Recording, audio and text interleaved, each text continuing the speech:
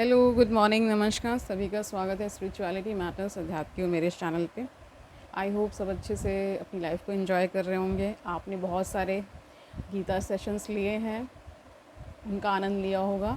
आज से हम दर्शन स्टार्ट कर रहे हैं, यानी भारतीय दर्शन में जो भी एक तरह से दर्शन की शुरुआत ही भारत में होती है, फिर उसको एक तरह से कॉपी बाहर के देश या वेस्ट करता है, ये सभी को पता ही होगा।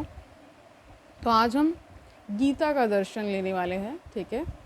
धीरे धीरे इस क्रम में हम आगे बढ़ेंगे, तो फिलॉसफी ऑफ गीता को जानेंगे, क्या उसमें रहा है, और उसमें एक तरह से पुनः हम और भी उसके गुण ज्ञान को और भी विस्तृत वे में जानेंगे, उसके पीछे का जो दर्शन है वो भी जान लेंगे। तो शुरू करते हैं आज का सेशन। अब से क्या हो जाएंगी क्लासेस जो हैं वो भारतीय दर्शन पे ही बेस्ड होंगी, ठीक है। इसको हम स्टार्ट कर रहे हैं, इस सीरीज़ को हम स्टार्ट कर रहे हैं कि दर्शन को भी आप जानें, क्योंकि ये भी क्या है, स्पिरिचुअलिटी का ही पार्ट है। शुरू करें आज का सेशन, यानी कि भारतीय दर्शन में भी गीता का दर्शन, ठीक है। तो देखिए इसका इंट्रोडक्शन। भगवत गीता, जिसे साधारणतः गीता कहा जाता है, हिंदुओं की अत्यंत ही पवित्र और लोकप्रिय रचना है। डॉक्टर दास गुप्त ने भगवत गीता को हिंदुओं के पवित्र धार्मिक ग्रंथ के रूप में स्वीकारा है। उन्होंने कहा है, हिंदुओं के प्रायः समस्त वर्गों द्वारा गीता एक पवित्रतम धार्मिक ग्रंथ माना जाता है। सच पूछा जाए तो यह कहना पड़ेगा, संपूर्ण हिंदू धर्म का आधार भगवत गीता है। तो पूरे जो हिंदू धर्म की जब हम बात करते हैं तो वहाँ पे भगवत गीता को केंद्रीय ग्रंथ माना जाता है। ऐसे तो बहुत सारे ग्रंथ हैं, लेकिन उसे केंद्रीय ग्रंथ माना जाता है, पवित्र ग्रंथ माना जाता है, ठीक है। गीता महाभारत का अंग है, और कह रहे सच पूछा जाए तो कहना पड़ेगा, संपूर्ण हिंदू धर्म का आधार ही भगवत गीता को बताया है। गीता महाभारत का अंग है। भगवत गीता जैसा ग्रंथ विश्व साहित्य में मिलना दुर्लभ है। यही कारण है कि गीता की प्रशंसा मुक्त कंठ से पूर्व एवं पश्चिमी विद्वानों ने की, यानी कि वेस्ट के भी बहुत सारे आपके फिलोसफर्स है ना, बहुत सारे स्कॉलर्स ने इसकी एक तरह से प्रशंसा बहुत की है। कि एक शब्द आता है भूरी भूरी प्रशंसा, तो बहुत ज़्यादा प्रशंसा करना। गीता में केवल धार्मिक विचार ही नहीं बल्कि दार्शनिक विचार भी भरे हैं। ईश्वर और आत्मा के संबंध में विभिन्न सिद्धांत, जगत की सृष्टि के संबंध में विविध सिद्धांत तथा तत्वों के स्वरूप संबंधी मतों पर प्रकाश डाला गया है। गीता में तत्व विचार, नैतिक नियम, ब्रह्म विद्या और योग शास्त्र निहित है। गीता समस्त भारतीय दर्शन का निचोड़ प्रतीत होती है, यानी कि एसेंस ऑफ ऑल द शास्त्र। जितने भी शास्त्र पाए जाते हैं उन सब का एसेंस कहाँ मिलता है, गीता में मिलता है, ठीक है। गीता को उपनिषदों का सार भी कहा गया है। उपनिषद गहन, विस्तृत और विविध हैं, जिससे साधारण मनुष्य के लिए उनका अध्ययन कठिन है। तो उसको उपनिषदों को वेदांत को थोड़ा सा कठिन बताया गया है, ठीक है। गीता ने उपनिषद के सत्यों को सरल एवं प्रभावशाली ढंग से प्रस्तुत किया है। इसलिए यह कहा गया है कि समस्त उपनिषद गाय हैं, कृष्ण उसके दुहने वाले हैं, अर्जुन बछड़ा है, और विद्वान गीता रूपी महान अमृत का पान करने वाला है। लोकमान्य बाल गंगाधर तिलक, ये नाम आपने सुना होगा, ने अपनी प्रसिद्ध पुस्तक गीता रहस्य में भगवत गीता का परिचय देते हुए कहा है, जो उल्लेखनीय है। क्या कहा है? श्रीमद् भगवत गीता हमारे धर्म ग्रंथों में एक अत्यंत तेजस्वी और निर्मल हीरा है। यह ग्रंथ वैदिक धर्म के भिन्न भिन्न संप्रदायों में वेद के समान आज का, मतलब कह रहे कि इसकी महत्ता को बताते हुए कह रहे हैं कि यह ग्रंथ वैदिक धर्म के भिन्न भिन्न संप्रदायों में वेद के समान आज करीब 2500 वर्ष से सर्वमान्य तथा प्रमाण स्वरूप हो रहा है। इसका कारण भी उक्त ग्रंथ का महत्व ही है, श्री अरविंद का नाम, अरविंदो घोष का नाम सुना होगा, उन्हीं की बात हो रही है, ने गीता को भारतीय आध्यात्मिकता का परिपक्व सुमधुर फल कहा है। ठीक है, ये सब टिप्पणियाँ गीता पर ही की गई हैं ना। भगवत गीता की रचना सुंदर सुंदर छंदों में हुई है, इसलिए गीता को ईश्वर संगीत कहा जाता है। गीता को ईश्वर संगीत इसलिए कहा जाता है क्योंकि इसमें स्वयं भगवान कृष्ण ने निर्देश दिया है। तो भगवान ही स्वयं निर्देश दे रहे हैं सारे ना। अब प्रश्न यह है कि गीता की रचना किस परिस्थिति में हुई। अर्जुन युद्ध के लिए युद्ध भूमि में उतरता है, रण में युद्ध के बाजे बज रहे हैं, जिसे शंखनाद कहते थे ना, जाना था हमने। परंतु अपने सगे संबंधियों को युद्ध भूमि में देखकर अर्जुन का हृदय भर जाता है। यह सोचकर कि मुझे अपने आत्मीय जनों की हत्या करनी होगी, वह किम कर्तव्य विमूढ़ और अनुत्साहित होकर बैठ जाता है। अर्जुन की अवस्था दयनीय हो जाती है। वह रण के सामान को फेंक कर ना, जितना सामान वहाँ पे होगा, फेंक कर निराश हो जाता है। उसकी वाणी और रोदन में कौरवों के हत्या की न हत्या करने का भाव है, यानी हत्या नहीं करना चाहिए। युद्ध भाई होगा तो क्या होगा, एक तरह से उसमें बहुत सारे लोग मारे जाएंगे। तो इसीलिए इन सब चीज़ों को देखते हुए अर्जुन के मन में बहुत सारा दुख आ रहा था कि मैं ये कैसे करूँगा। अर्जुन की यह स्थिति आत्मा के अंधकार की अवस्था कही जाती है। श्री कृष्ण अर्जुन की इस स्थिति को देखकर युद्ध में भाग लेने का आदेश देते हैं। श्री कृष्ण के विचार ईश्वर की वाणी हैं। युद्ध भूमि की प्रतिध्वनि समाप्त हो जाती है और हमें ईश्वर और मनुष्य के बीच वार्तालाप दिख पड़ता है। इस प्रकार गीता की रचना एक निश्चित दृष्टिकोण से की गई है। तो इसका पर्सपेक्टिव भी साफ साफ समझ में आता है कि इसका जो ग्रंथ का जो हमारे लिए आना, क्योंकि हम सभी क्या है, इस जीवन यूपी युद्ध को तो जी ही रहे हैं, तो उसमें बहुत सारी कह सकते समस्याएं आती, परिस्थितियां आती हैं, तो उसमें गीता बहुत बड़ा माध्यम बनता है। वो आपको आपके मार्ग में प्रशस्त करता है कि किस ओर जाना है और कैसा निर्णय लेना है। ठीक है, गीता का संदेश सार्वभौम कहा गया है, यानी यूनिवर्सल है। ये गीता का दृष्टिकोण सैद्धांतिक है, यानी आइडियलिस्टिक है इसके, क्योंकि गीता का लेखक यह नहीं समझता है कि वह गलती भी कर सकता है। ठीक है, गीता की रचना व्यास के द्वारा की गई है। आधुनिक काल में बाल गंगाधर तिलक ने गीता रहस्य, महात्मा गांधी ने अनासक्ति योग तथा श्री अरविंद ने गीता निबंध नामक ग्रंथ लिखे हैं। तो ये सब बहुत ही चर्चित नाम हैं, आप सभी इन सभी नामों से परिचित हैं। इन सबों ने भी क्या किया है, गीता का गुणगान किया है अपने अपने माध्यम द्वारा। डॉक्टर दासगुप्त का मत है कि गीता भागवत संप्रदाय का अंग है, जिसकी रचना महाभारत के पूर्व हो चुकी थी। डॉक्टर राधाकृष्णन के मतानुसार गीता महाभारत का अंग है।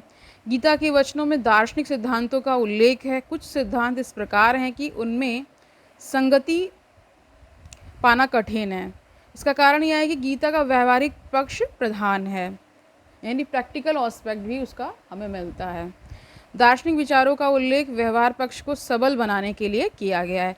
आप थोड़ा सा गीता का महत्व देख लीजिए, फिर हम इसको वाइंड अप करेंगे और कल हम गीता में जो योग है उसके बारे में जानेंगे। तो गीता का महत्व देखिए। गीता का विचार सरल, स्पष्ट और प्रभाव से परिपूर्ण है। बहुत सारा इसमें प्रभाव पड़ता है। ये जो भी पढ़ता है उसको एक अलग ही अनुभूति होती है मेरे ख्याल से, क्योंकि हम सभी अपने जीवन में कुछ ना कुछ तो कह सकते हैं झेल रहे होते हैं कि किन्हीं परिस्थितियों में हम कभी कभी क्या हो जाते हैं, स्टक हो जाते हैं, नहीं समझ में आता कि क्या करें। बहुत सारे निर्णय इस प्रकार होते हैं जहाँ पे विद्वान से विद्वान व्यक्ति भी क्या हो जाता है, ठहर जाता है कि अब क्या निर्णय लिया जाए। तो वहाँ पे गीता का महत्व है।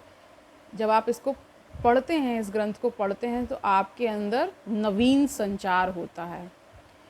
आपके अंदर कह सकते हैं कि पॉजिटिविटी से आप भर जाते हैं, क्योंकि जहाँ पे ये तो आप समझ ही पा रहे हैं कि युद्ध क्षेत्र है, वहाँ पे बहुत सारा युद्ध लड़ा भी जा रहा है, लेकिन वहाँ पे भी सब कुछ करते हुए भी भगवान क्या है, एक तरह से आपको बता रहे हैं कि आपको क्या करना है, ठीक है, सारा ज्ञान दे रहे हैं। ओके, तो आगे देखिए क्या बता रहे हैं। ये कह रहे हैं कि गीता में उपनिषद जो है हमारे, उनके विचारों की पुनरावृत्ति हुई है, यानी कि पुनरावृत्ति का मतलब होता है रिपीटेशन होना, ठीक है। उपनिषद इतना गहन और विस्तृत है कि इसे साधारण मनुष्य के लिए समझ पाना कठिन है, इसीलिए क्या है, इस माध्यम से आप जान लीजिए, ठीक है, यानी गीता को पढ़ के आप जान लीजिए। परंतु गीता इतनी सरल और विश्लेषणात्मक है कि इसे साधारण मनुष्य को समझने में कठिनाई नहीं होती है। जिस समय गीता की रचना हो रही थी उस समय अनेक विरोधात्मक विचार वर्तमान थे, यानी विद्यमान थे। गीता अनेक प्रकार के मतों के प्रति आदर का भाव रखती है तथा इसमें सत्यता का अंश ग्रहण करती है। इसलिए गीता की मुख्य प्रवृत्ति समन्वय से शब्द आया, समन्वयात्मक कही जाती है, यानी जहाँ पे समन्वय का मतलब होता है सब चीज़ों का एक तरह से जोड़, सब चीज़ों को साथ लेके, समन्वय का मतलब ये होता है साथ लेके चलना ना। तथा उसमें क्या कह रहे हैं, गीता के समय सांख्य का मत कि मोक्ष की प्राप्ति आत्मा और प्रकृति के पार्थक्य के ज्ञान से संभव है प्रचलित थी। कर्म मीमांसा का विचार क्या है कि मानव अपने कर्मों के द्वारा पूर्णता को अपना सकता है भी प्रचलित था। गीता के समय उपासना और भक्ति के विचार से भी ईश्वर को प्राप्त करने का मत विद्यमान था। उपनिषद में ज्ञान, कर्म और भक्ति की एक साथ चर्चा हुई है, तो आप सभी जानते हैं ये सब बातें होने के बाद ज्ञान पर अधिक जोर दिया गया है। गीता इन विरोधात्मक प्रवृत्तियों का समन्वय करती है, यानी सबको साथ ले लेती है, ठीक है। इसलिए डॉक्टर राधाकृष्णन का कहना है गीता विरोधात्मक कथ्यों के साथ समन्वय कर उन्हें एक समष्टि के रूप में चित्रित करती है, ठीक है, सबको साथ लेकर के।